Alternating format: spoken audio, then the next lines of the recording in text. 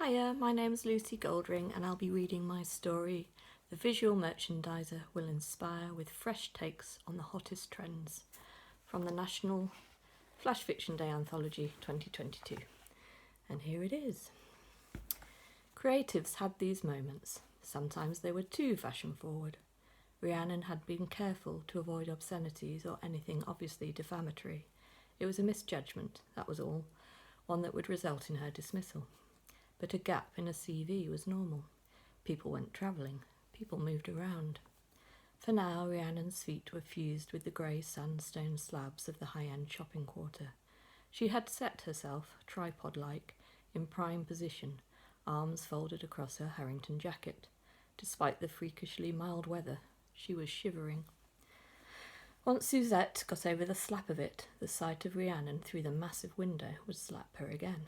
It was thrilling to wonder what Suzette would do first, address the vulgar postures and partial nudity of the mannequins, or march her way through the store and round to the other side of the glass.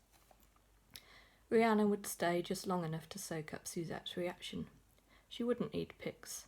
The crowd, closing in, venting breathy yelps of surprise, had that covered. So, a first from Kingston, gosh, and 2 years in retail already. Clearly you just breathe this stuff. Love your look, by the way. But when it had arrived, her starters pack was accessorised with a hastily scribbled compliment slip. Tone it down for Monday. Trust me. See. Kiss. Carly, the pink-haired girl who'd fetched coffee, had left within the month. Suzette, never Sue, okay, was due any minute. She would arrive weaponised with remarks about Rhiannon's work. These were always generic, like they'd been lifted from a snide comment-a-day calendar. Well, it will certainly get their attention if nothing else.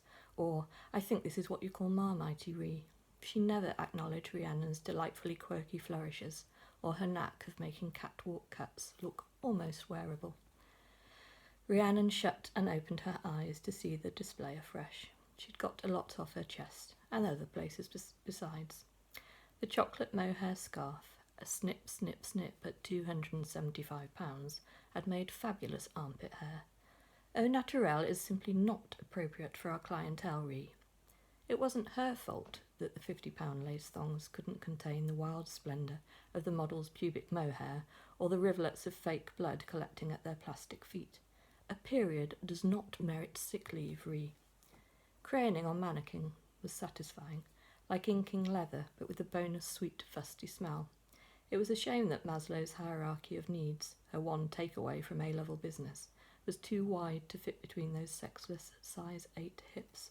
She closed her eyes and visualised a rainbow pyramid in Duplo. There was a frantic rapping at the window. Rhiannon was confronted with the sort of desperate, wild-eyed look that accompanied her own abrupt menstrual downpours. She met Suzette's startled gaze and shook her head, catching little sparks of the crowd's delight at the edge of her senses. Yes, the visual merchandiser will excite shoppers with playful and compelling stories. But people moved around. Sometimes they even scrambled